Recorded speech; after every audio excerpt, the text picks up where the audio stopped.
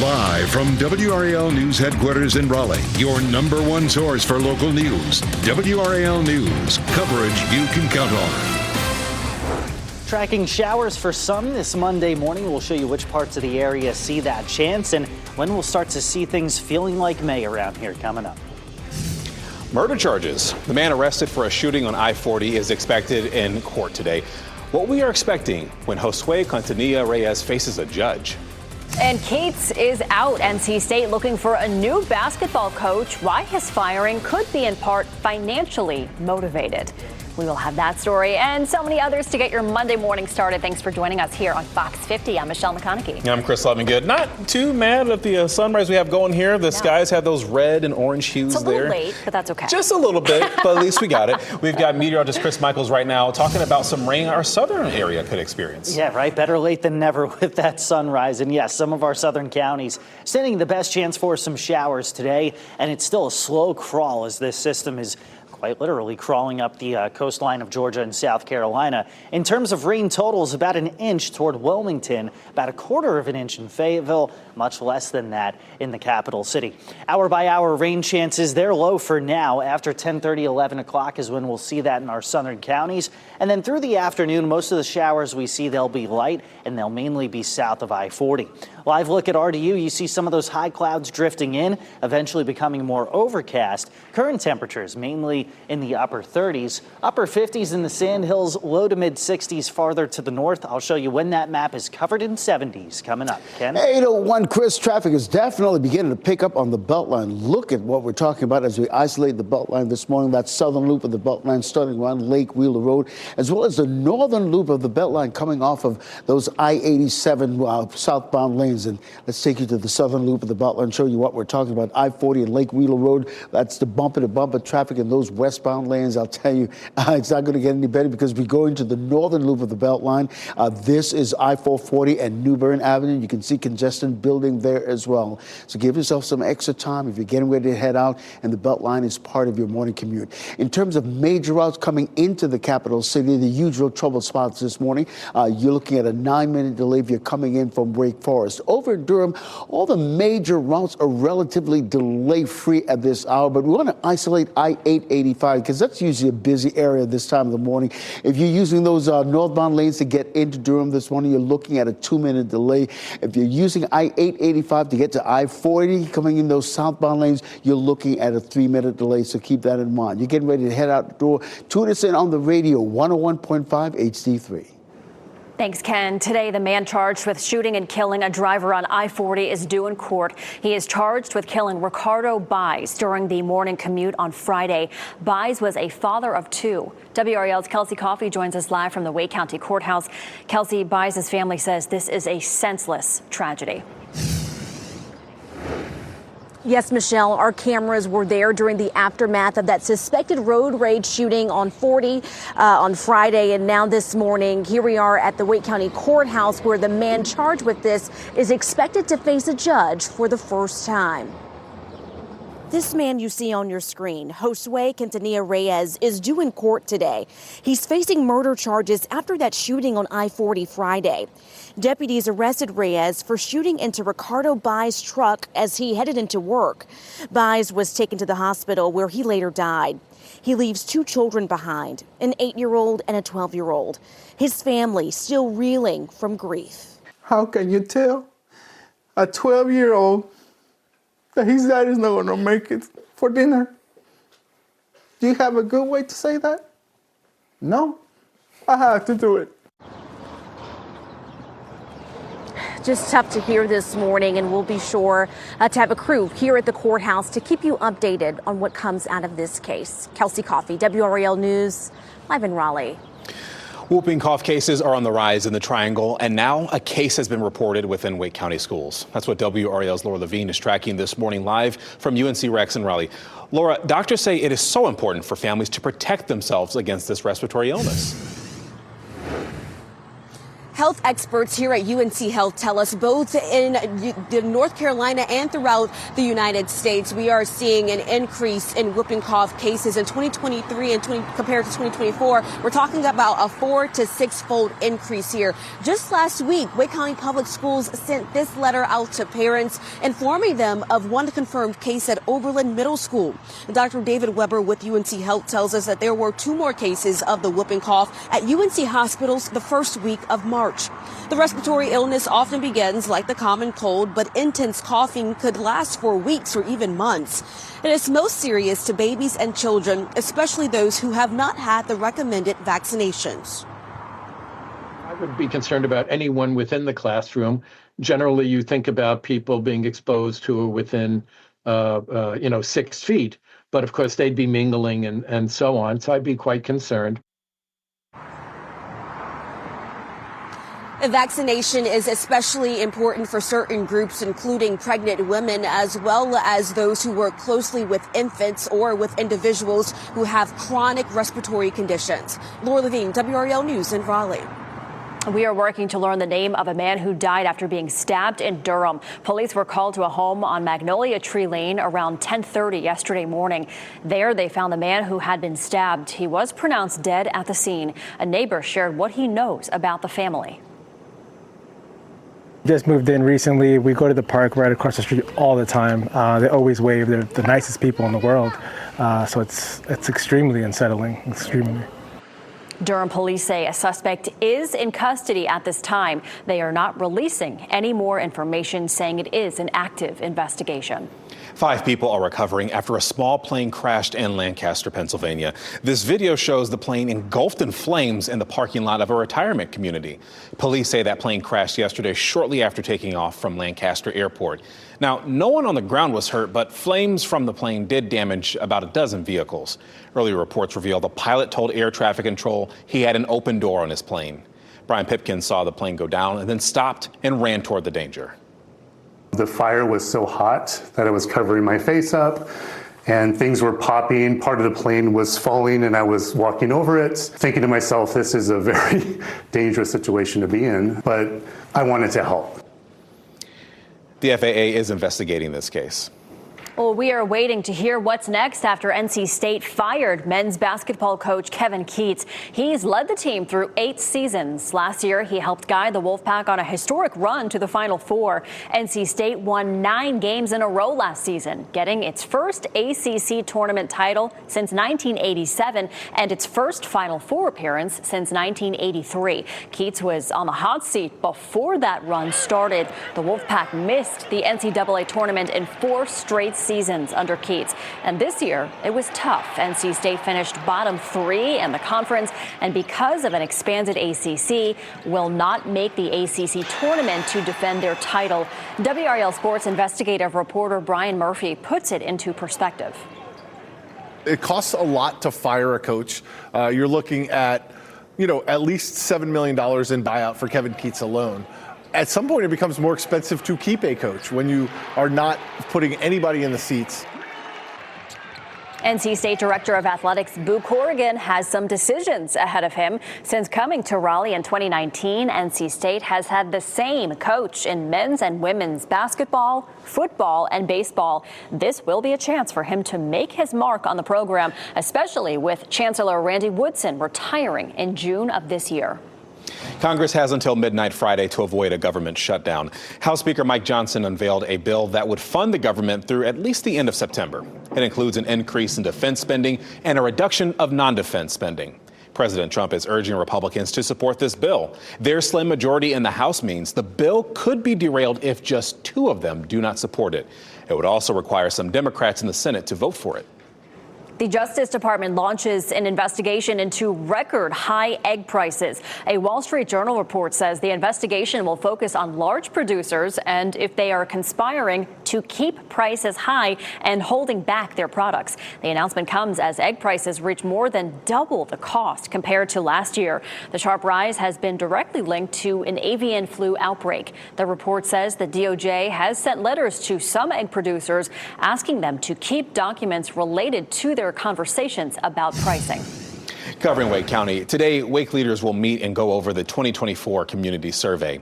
Wake County residents essentially shared their highest priorities for countywide changes, and housing is still the top concern for residents. The survey found more than 45% of those polled say they do not have access to affordable housing in Wake County.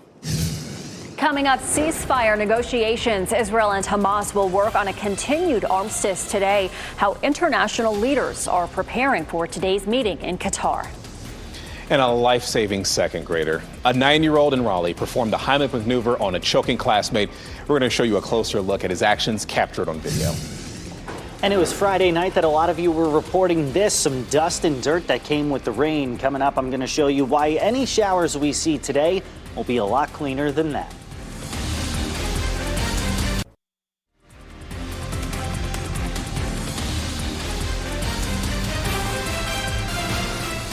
A good Monday morning to our friends in Apex as they are out and about, nice and busy on this lovely day as you're watching WRAL News, available on Spectrum and the WRAL app on your TV or your streaming device. I guess it's kind of lovely if you manage to get enough sleep after being robbed an hour over the weekend, Chris. Yeah, definitely. I think a lot of us kind of feeling robbed. And over the weekend, you kind of clearing your eyes going, all right, is that really dust on my car? That was Friday night into Saturday morning. We go more into that on WRAL.com, but I want to let you know a front that pushed through kind of cleaned up the air a little bit. Any showers we see today will be a lot cleaner than that. Currently looking over southeastern Wake County from our tall tower camera. It's in the upper 30s, calm wind.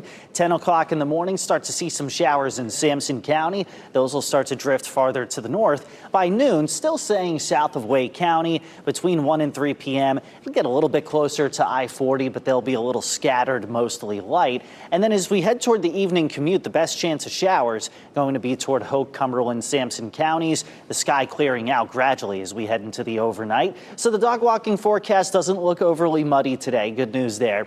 Temperatures by midday in the mid-50s with highs today in the upper 50s and lower 60s. Tomorrow, mid-70s. The wind starts to change out of the west, coming in out of the south, 77 by Wednesday. Partly cloudy in the mid-70s Thursday. Back up the view and you see a strong southerly breeze pushing us to near 80 degrees Friday and Saturday.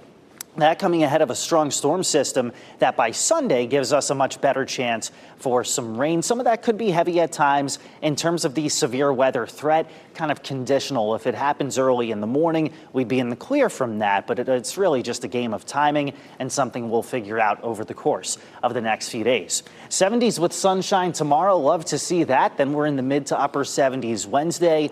Only downside to this warm up is that we'll start to see the tree pollen levels coming up. Temperatures definitely coming up heading into the weekend. Ken? Hey, Chris, happening now. You know that crash I've been telling you about on Buffalo Road in Roseville, near Forestville Road? The crash is definitely clear, but we're still seeing some lingering delays on Buffalo Road all the way back to Thomas Hill Drive.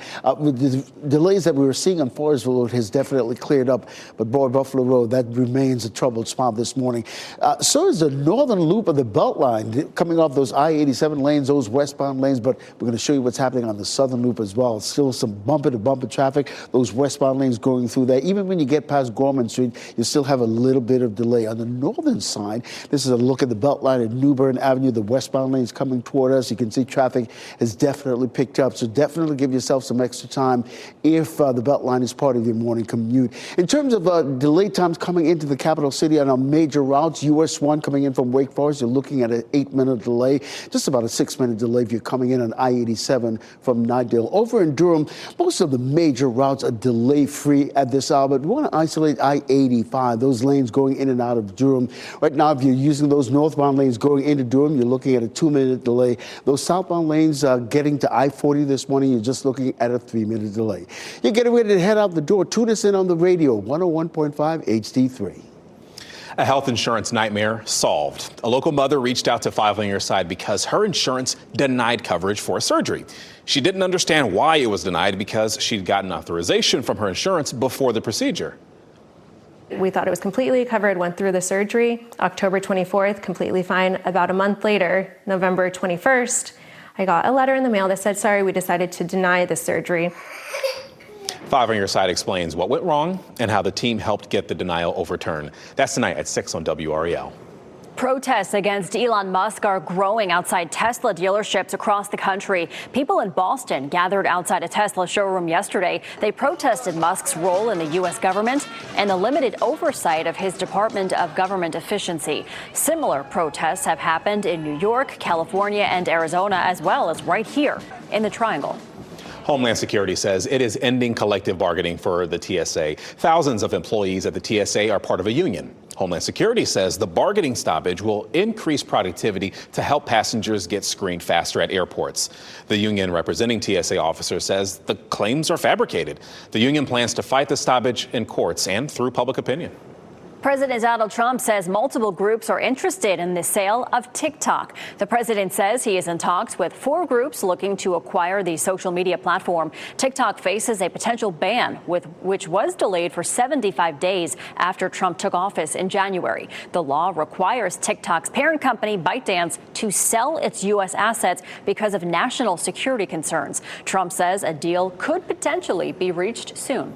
There are many Palestinians in Gaza facing low levels of food, water, and medical supplies. And as Sue Guzman explains, the scope of the impact of Israel withholding aid and electricity for Gaza is very real. Efforts to secure stability in the Middle East grind on, with Israeli officials sending a delegation to Qatar Monday to try and advance ceasefire negotiations with Hamas militants in the Gaza Strip. Dialogue lit means sitting, hearing what someone wants, and then identifying, does it fit with what we want or not? And then how can you get somewhere in the middle and not have a war? The first phase of the ceasefire began in mid-January and recently ended. It saw the release of more than 24 hostages taken from Israel in exchange for hundreds of Palestinian prisoners. Talks to promote a second phase have stalled. Israeli officials want Hamas to release half of the remaining hostages and extend the first phase of the deal. Hamas is calling for a full Israeli withdrawal from the territory. We will employ all the tools available to us so that all the hostages will return. On Sunday, Israel ordered electricity be cut off from Gaza, the move coming a week after officials also stopped the flow of critical food and medical supplies into the region. Last time we received aid, it was just a bag of flour, and that bag is not enough. Meanwhile, this weekend was marked by demonstrations across Tel Aviv, with protesters taking to the streets Saturday, calling for the immediate release of the remaining hostages. Meanwhile, others demanded similar action as they camped outside the Defense Ministry headquarters. Our message is clear. Give the negotiating team full mandate to end the war and get all the hostages back. That was Sue Guzman reporting. Federal immigration authorities arrested a student who organized pro-Palestinian protests. Mahmoud Khalil is a graduate student at Columbia University. He was arrested on Saturday by ICE agents. The Department of Homeland Security says Khalil's arrest is directly related to his role in leading protests last spring. Secretary of State Marco Rubio said yesterday the administration will be revoking visas or green cards of any Hamas supporters in the country. A 17-year-old was arrested in Florida because police say that teenager threatened to commit a shooting at a high school. Police say an anonymous tip informed them that threat was made in a video. Officers arrested the teenager at his home, and then they shared these photos of what they say are extremely realistic airsoft replicas. However, it's not clear if these are the same weapons seen in the threatening video. The teenager currently is charged with intimidation for written or electronic threats to conduct a mass shooting. A 9-year-old at a Raleigh charter school is being praised as a hero after he saved a friend from choking. You have to see this video. Jason Branch and his friend, 7-year-old Danye Moore, were playing basketball at a Raleigh Oak charter school, and Danye was eating a granola bar when he started to choke. That moment caught on surveillance video. You see Danye in the dark-colored shirt bent over, struggling to breathe. That's when Jason, in the white shirt, notices immediately and steps in to help. He was trying to say hold on, but he couldn't because he was choking. I didn't know he was actually choking, so I just did my thing, which was a Heimlich. He did his thing. He saved his friend's life. Jason says he learned how to perform the Heimlich from a YouTube video. Raleigh Oak Charter School plans to celebrate Jason's act of heroism very soon. Awesome young man.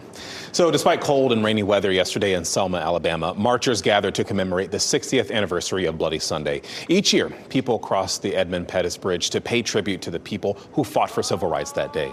Friday was the actual anniversary of the day black activists tried to walk across the span on their way to Montgomery, and they came under attack by police officers trying to break up the march.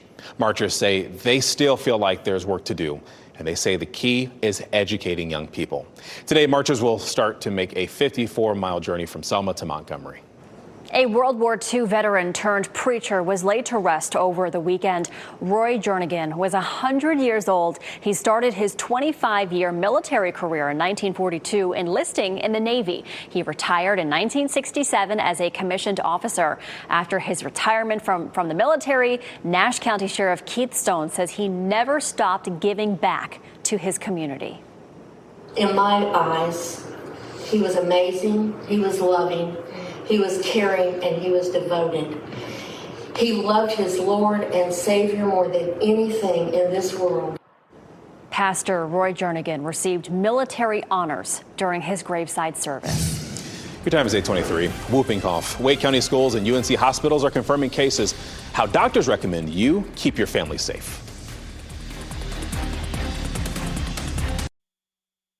As you get into your car, tune to WRAL News Plus on your radio. In Raleigh on 99.3 FM. In Durham, 96.5 FM. And everywhere on 101.5 HD3. Good morning. Happy Monday. Time now is 8:26. I'm Michelle McConaughey. Starting off chilly, but beautiful blue skies. Meteorologist Chris Michaels has a gorgeous view of RDU. Yeah, the sky kind of split in half where you have more clouds to the south and more sun to the north, and that is going to pretty much set us up with our rain trend for the day today, where you see the Sandhills with a better chance of rain starting around midday. Farther north you go, the lesser your chance becomes. So it's not a one-size-fits-all kind of thing. Tuesday through Saturday, we're mainly dry and very warm, but the next weather maker brings an increased chance for rain and storms by Sunday. We'll show you what we know about that system now over on Fox 50. Happening now, Chris, we want to give our viewers a look at the southern loop of the Beltline. We're talking at I-40 and Lake Wheeler Road. Traffic is actually moving at a slow, steady clip, but at least it's moving. In terms of those other major routes coming into the capital city, the really troubled spot, US 1, our friends at Wake Forest, you're looking at a 7-minute delay. Over in the Bull City, all the major routes are relatively delay-free right now. I-885, you're looking at maybe a couple of minutes in and out of Durham. Josue Quintanilla Reyes is due in court today. He is facing murder charges after a shooting on I-40 Friday. Deputies arrested Reyes for shooting into Ricardo Bay's truck as he headed to work. Baez was taken to the hospital where he later died. And we are working to learn more about a stabbing in Durham. Police were called to a home on Magnolia Tree Lane around 10:30 yesterday morning. There they found a man who had been stabbed. He was pronounced dead at the scene. Durham police say a suspect is in custody at this time. Coming up next on Fox 50, confirmed whooping cough cases in Wake County. And up next on Today, Kate Blanchett live in Studio 1A to chat about her new spy movie, Black Bag.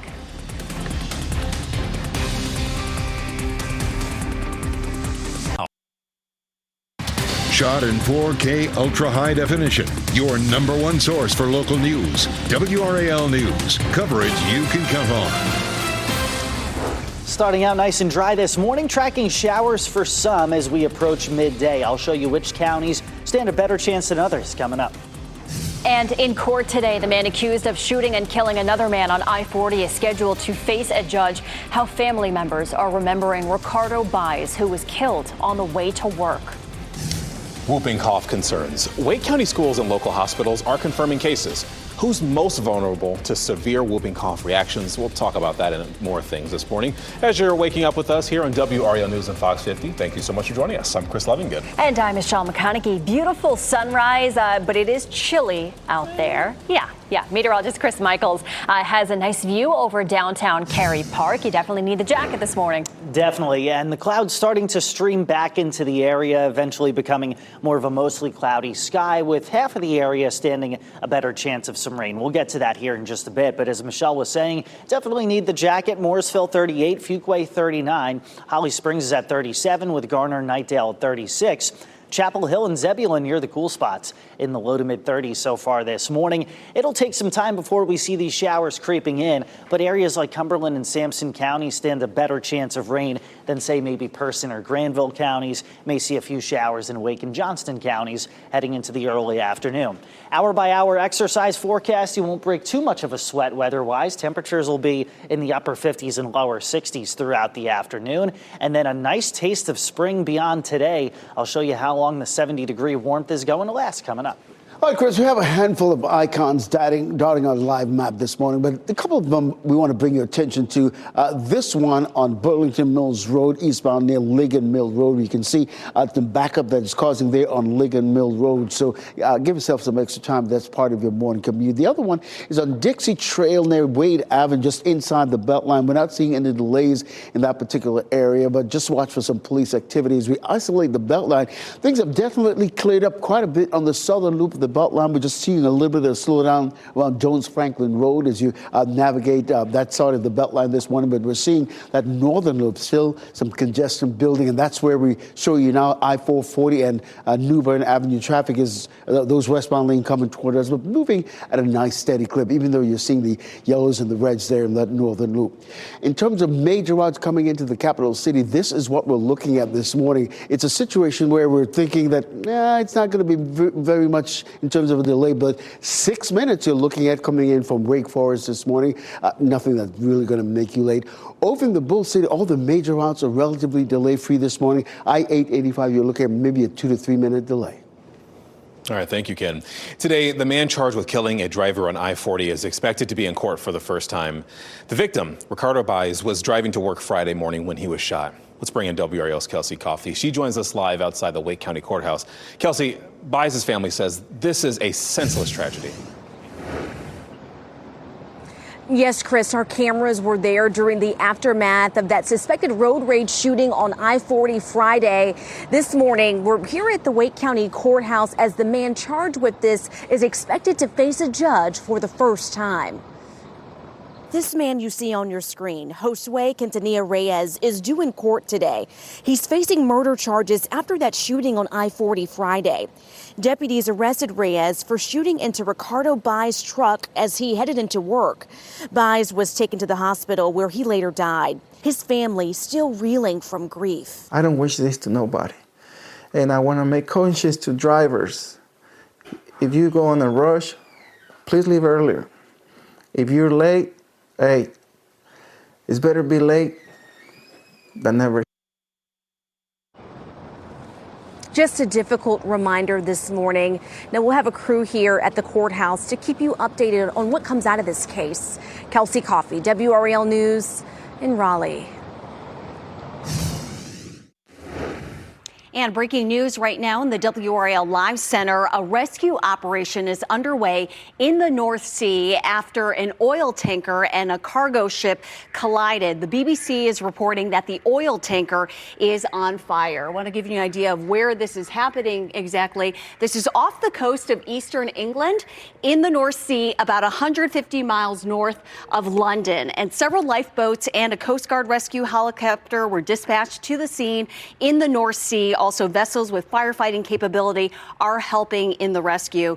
This is underway right now, not seeing any video or images yet from that rescue operation. As soon as we get some, we'll show them to you here in the WRAL Live Center. Thanks, Renee. Hospitals in the Triangle and at least one Wake County school are reporting cases of whooping cough. WRAL's Laura Levine joins us live from UNC Rex in Raleigh.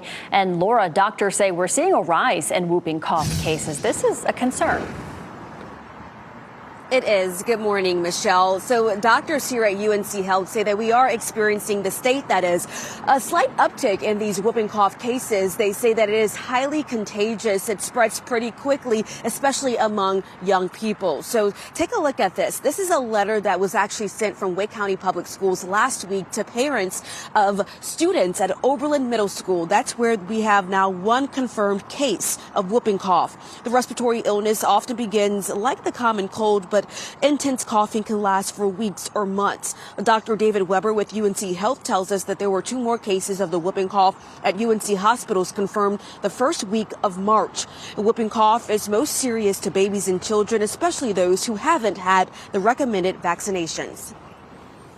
It is transmitted by aerosols, by coughing, sneezing, and then people breathing it in. And it's quite infectious, meaning somewhere in the range of 10 to 12, what we call RAL, meaning if I was infected and everyone around me was susceptible, 10 to 12 people would become ill. So vaccination is especially important for certain groups, such as pregnant women, as well as those who work closely with infants or people with chronic respiratory conditions. Laura Levine, WRAL News. We're live in Raleigh. A man is dead because a vehicle hit him while he was riding a bike in Rocky Mount. That's coming from police. They responded to a crash on Fairview Road around 8:45 last night. And when they arrived, they found a 60-year-old man who had been hit while on his bike. He died at that location, but his name hasn't been released, not yet. We are working to learn whether anyone is facing charges in this. The Secret Service has new concerns about the security of President Trump after they say an armed man traveled from Indiana to within a block of the White House. Agents shot 27-year-old Andrew Dawson early yesterday morning. They say they received a tip about the man, and when they approached his car, he pulled out a weapon. Meanwhile, Vice President Vance says he was approached by pro-Ukrainian protesters while on a Cincinnati sidewalk with his 3-year-old daughter. He says the protesters followed them around, shouting at them, which scared his daughter. A local labor council is supporting public services. Protesters gathered for a rally yesterday afternoon in downtown Raleigh. The Trump administration broadened its effort to terminate thousands of probationary workers last month. Labor unions are pushing back across the country. It's your voices. It can't be just me and a handful of other people. It's got to be all of us. You got to show up. You got to speak up, because you got to make these legislators hear that these services are important and you don't want them to go away. The Triangle Labor Council, AFL-CIO, organized this rally, and the council represents about 35 local unions.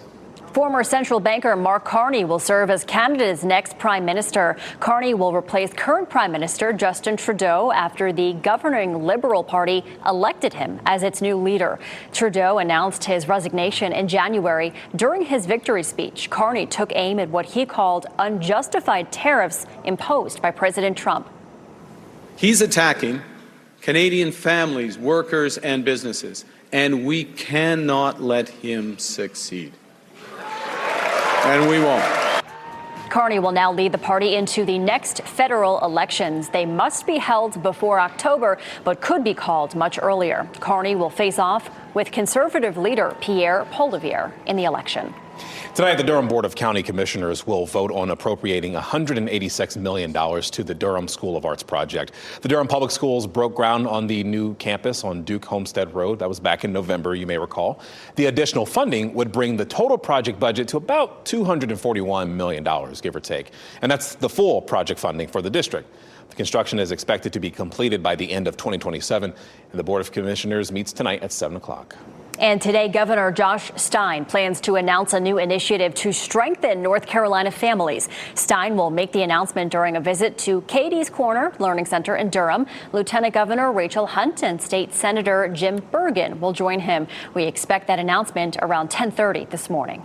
Today, you can learn a lot about jobs in Durham's Parks and Recreations Department. The city will host a job fair from 5 to 7 tonight, and that's happening at Walltown Recreation Center. It's focused on parks and rec as well as maintenance positions. Full, part-time, even seasonal positions are all available. The Duke Blue Devils are this year's ACC women's basketball champions. They beat NC State 76-62 yesterday in the tournament's championship game in Greensboro. It is the first title for the Blue Devils since the 2013 season. Duke is now tied with North Carolina for second most tournament titles in conference history. What a big moment for them. Your time is 8:40. Missing in the Dominican Republic. The search underway for a student from the University of Pittsburgh. What we know about the 20-year-old woman who never returned from spring break. And weekend movie sales, Robert Pattinson's new sci-fi film takes first place in the box office. The high price tag on Mickey 17's production.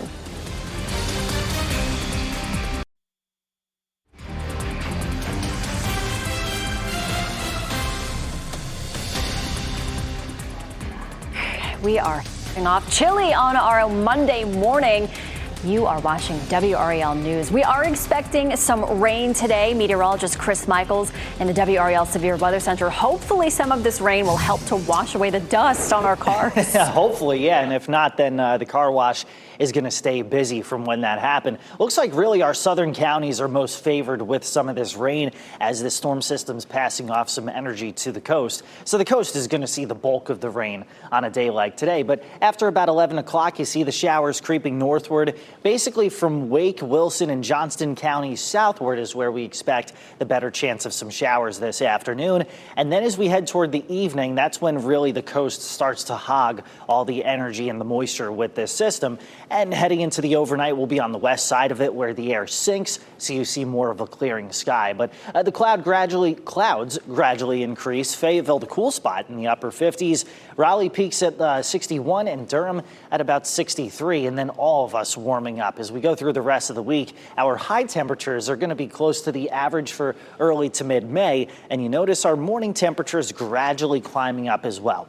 Here's the reason for that. Storm system that develops produces the chance, if not the likelihood, for severe weather across parts of the Mississippi and Tennessee River valleys. That'll be Friday and Saturday. And then that system starts to move eastward, giving us the chance for some heavy rain and some gusty wind Sunday. Now, as to whether or not we see severe thunderstorms, that comes down to the time of day. And with it being 6 days away, that's something that will iron out. As we go through the next few days, all the more reason to enjoy the moment and enjoy the weather that we have Tuesday through Saturday. Tomorrow, plenty of sunshine, temperatures in the mid-70s. We'll need the jackets here for the next few mornings, but in typical spring fashion, you see temperatures spiking. We'll be in the 70s both Wednesday, Thursday, Friday afternoons, pushing 80 degrees as we head towards Saturday before storm chances come back into the mix by Sunday. All right, thank you, Chris. We've learned the name of a man shot and killed near Fayetteville. The Cumberland County Sheriff's Office identified him as 28-year-old Loquarius Dove. Deputies found Dove shot to death Friday night on Pebble Street. They are investigating the case as a homicide. They say it does not appear to be random. WRAL is working to learn more about a sheriff's office investigation in Harnett County. Our breaking news tracker got this video of the scene yesterday. This was on Woodbridge Drive in Spring Lake. Now, you'll see in the video there were multiple sheriff's office vehicles outside a home, and deputies were seen outside the house as well, but it's unclear why they were there. That is why we reached out to law enforcement to learn more about this. A fire in Fayetteville's North Hills subdivision left 4 people without a home. Firefighters responded to a call on McCohen Drive yesterday where they found flames shooting out of the 2-story house. Crews quickly brought the fire under control and found no one inside. The American Red Cross is helping the displaced residents with temporary housing. The cause of the fire remains under investigation. 2 people are dead and 10 others are in the hospital because of a fire in Cincinnati. A woman and a baby died in this fire. 7 of the people who were injured, they're children. And the fire chief says some of the injuries happened as people jumped from the 3-story home just to escape the flames. Authorities say multiple families lived inside this duplex, and a total of 12 people are out of their home. People in southern Australia are dealing with flash flooding after the arrival of tropical cyclone Alfred. Take a look at this. About 9 inches of rain fell in just 3 hours in some areas yesterday morning. The storm knocked out power to about 200,000 people. 1 man died when his car was swept away. And Michelle, a bystander in Brisbane, saw this wallaby get caught up in all the floodwaters. He says he and his daughter followed the animal downstream to see if they might be able to help out. Eventually, they found the wallaby made its way to the creek bank. A little waterlogged there, but little guy's safe. Oh, my goodness. A little shocked as well, I think. Well, a search is underway for a missing University of Pittsburgh student who disappeared on a spring break trip to the Dominican Republic. Authorities in Punta Cana are looking for this young woman, 20-year-old Sudika Kanaki. They say that she was last seen on the beach at the Ru Republica Resort on Thursday afternoon. In a statement posted online, the local Dominican Republic Emergency Operations Agency says it is coordinating an extensive search both on land and on the water. A University of Pittsburgh spokesperson says they are in contact with authorities in Virginia and her family who lives there. Secretary of State Marco Rubio is on his way to Saudi Arabia, and he's expected to meet with his Ukrainian counterparts there. This is in response to President Donald Trump saying he wants to end the Russia-Ukraine war as soon as possible. Both Rubio and Ukrainian President Volodymyr Zelensky are expected to meet with Saudi Arabia's crown prince. The Trump administration has until tonight to pay debts owed to USAID partners. About $2 billion is owed to groups including the Global Health Council and the AIDS Vaccine Advocacy Coalition. The Trump administration tried to freeze all funding for foreign assistance programs. A federal judge ruled last week the payments must be made. Starting today, American farmers face new retaliatory tariffs on many of the products they send to China. These new tariffs include 15% on chicken, wheat, corn, and cotton, and 10% on products including beef and soybeans. Meanwhile, Canada's new Prime Minister, Mark Carney, says that his government will keep tariffs until the U.S., quote, shows some respect. President Donald Trump says tariffs on Canadian and Mexican goods scheduled to begin April 2nd might actually be increased. New tariffs on steel and aluminum imports are set to start Wednesday. About 800 fewer people graduated from North Carolina teacher colleges in 2024, an 18% drop. That's according to new state data. On top of that, only about half of the state's education majors end up teaching in a North Carolina school. It comes as school districts across the state are struggling to recruit and retain teachers. And the latest decline is catching the attention of the state's education colleges. They are trying new ways to recruit students, support them, and keep them enrolled. WRAL's Education Insider reports that's just a start toward improving the state's teacher pipeline. You can find out more about what we found at the education section of WRAL.com. All right, so I'm not going to do this, but people who summited Mount Washington on Friday battled winds of more than 130 miles per hour. Woof. This video was taken in New Hampshire at the observatory on the mountain. People working there, they actually typically see pretty strong wind gusts like this. The summit sees gusts of more than 100 miles per hour every 3 days in the winter. Ooh, boy. Captain America has been dethroned from its top spot in the box office. David Daniel rounds up the weekend's highest earning movies. Please note that headwear is not permitted. Paddington in Peru fell to 5th place with $3.85 million. The Monkey made $3.9 million, taking the number 4 spot. Last Breath floated down to 3rd place on ticket sales worth $4.2 million. Wilson, thanks for coming in. After 3 weekends on top, Captain America Brave New World dropped to 2nd place. $8.5 million gave the Marvel movie a domestic total of $177 million. It's nice knowing you. Have a nice death. See you tomorrow. Mickey 17 is the new number 1. Robert Pattinson stars in the sci-fi satire, which debuted with $19.1 million. In Hollywood, I'm David Daniel. 2 NFL superstars have massive new contracts this morning. The Buffalo Bills signed reigning league MVP Josh Allen to a 6-year, $330 million contract extension. It includes a guaranteed $250 million, which is the most guaranteed money in NFL history. Myles Garrett, Cleveland Browns, also got a record-setting contract. He signed a 4-year extension worth an average $40 million a year. That makes him the highest paid non-quarterback ever. I got $10 back on my last online purchase, so we're all kind of winning right now, Michelle. All right, Rihanna is celebrating motherhood. She shared candid photos in recognition of International Women's Day. The first one shows her wearing pearls while holding newborn Rizza in 2022. And then the second one shows her in sunglasses with baby Riot Rose. That was in 2023. In the caption, she acknowledges her accessories, saying, quote, "Don't ask. A lot was happening." I'm not going to ask. You are allowed to wear whatever you want. Bad girl Riri. She can wear whatever she wants. She just birthed a human. That's what I'm talking about. Like, I ain't going to say nothing. That within itself is miraculous, and it's awesome. And amazing. The sunshades look cool. And it's Rihanna. So she's so cool. I love her. Yeah. And her family is adorable. All right. So your time right now is 8:53. We're tracking a bunch of other stories, including our weather and traffic. But before we go to break, we do want to get you a look at your winning NC Education lottery numbers.